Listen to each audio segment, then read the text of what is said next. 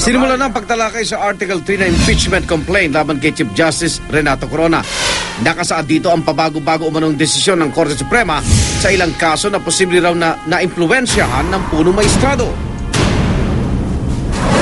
Mamaya naman, posible ding desisyonan ng mga senator judge sa isang caucus ang mosyon ni Senadora Miriam Santiago kaugnay ng pagkakasampina sa mga bank record ni Chief Justice Corona.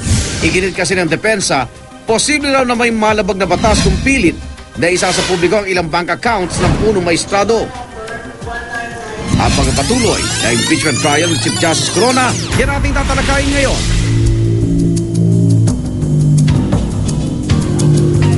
Para po sa ating talakayan, makasama natin ngayon sa studio Atty. Henner Asuncion, isa pong expert sa expert on legal evidence. Good morning po, Atty. Asuncion. Good morning, Ann. Okay, ngayon pong araw na ito, February 8, itinakda mamaya po yung pagtalakay sa tinatawag na bank accounts. Ito pong si Chief Justice Renato Corona.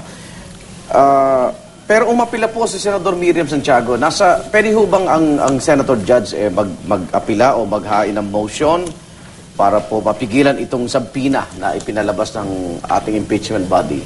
In the proceedings before that, it was emphasized that a member judge or a senator judge can file an MR. Insofar as the resolution, there was a majority resolution allowing the issuance of subpoena against PSB and BPI. Opo.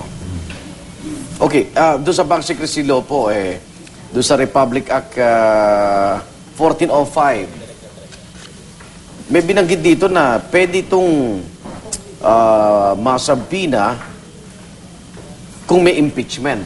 Tama pero yun. Hanggang saan ho ba ang limitasyon nun? Pwede ho bang pag binigay po ng mga bank official mamaya, iganon agad sa publiko? Ito po, bank accounts, pwede ho ba yung ganon? May identification. Well, it's presented, so it's open already to the public. Hindi na ito lalabag sa anumang batas. Yun ang pangamba na ilang senador No, but that is the impeachment process already. And impeachment is one of the exceptions sa 1045 sa bank secrecy. Pero dun po sa tinatawag na dollar account, yung foreign currency deposit system, yung Republic Act 6426 to attorney, wala nakalagay doon na impeachment naman. Wala. O, paano po yun? Magkaibang treatment dapat doon. That's correct. Nagkakaroon ng variance doon and that is where the problem lies. No? Kasi doon sa foreign deposits, no, merong absolute bar na absolute confidentiality. So, yan ang nagiging issue ngayon. No? In the resolution of the majority, no, meron silang citations ng earlier Supreme Court decisions na relax yan Relax. In other words, hindi nagiging stricto na absolute confidentiality doon sa mga dollar deposits. Yun ang naging base ng majority decision ng Senado. Opo. So mamaya, yung local, yung ano niya, yung deposit niya sa BPI, yun ang pwedeng masilip. Madali yan. Yung sa PS Bank, yun ang malabo. Well, meron na subpoena yun, but there's a pending motion for recall. Okay.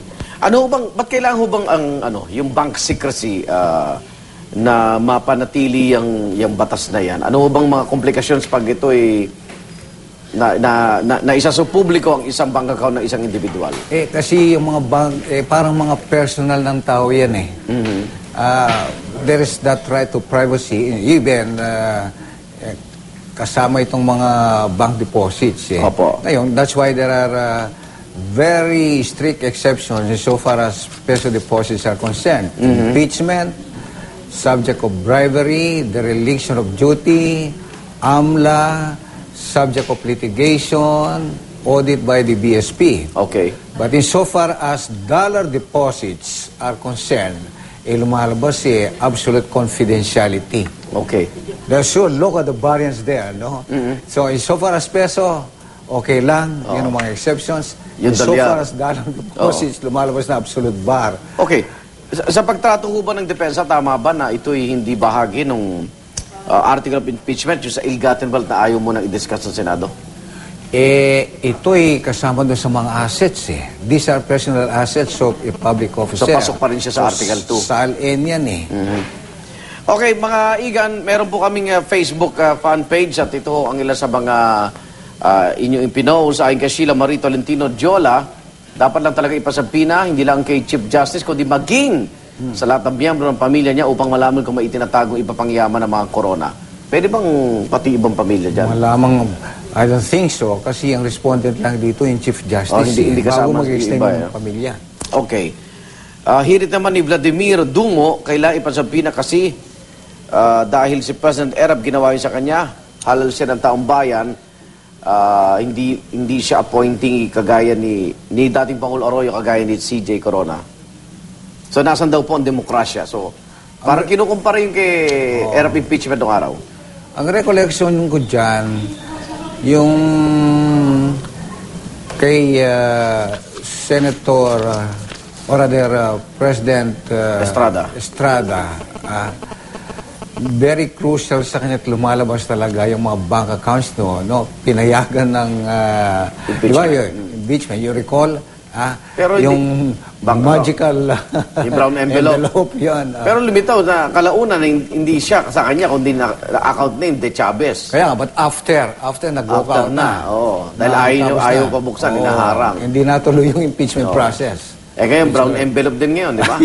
Binigay ni Short Lady. Okay, so mamaya, dapat huban tutukan itong issue sa Bank Secrecy Law at Foreign Currency Deposit Act, Attorney. Mahalaga to. Makikita natin dyan. So far as the peso deposits, walang problema. Mukhang walang problema doon. Dito sa dollar deposits, meron ng majority resolution ng impeachment court. Now, yung motion for reconsideration ni Senator Miriam Defensor Tiago is to be the subject of the caucus. That's quite important na malalaman natin kung magbabago yung terrain doon sa majority resolution allowing the issuance of the subpoena. No? But as stressed by the Senate President here, no? The subpoena is one thing, then the admissibility ng mga dollar account documents dyan is different. Okay. So, abangan mamaya special coverage po ng ating impeachment trial sa GMA News TV. Alas 2 po ng hapon yan. Atty. Henry Asuncion, maraming salamat po muli. Kaya po ating talakayan, magbabalik po ang unang hirit.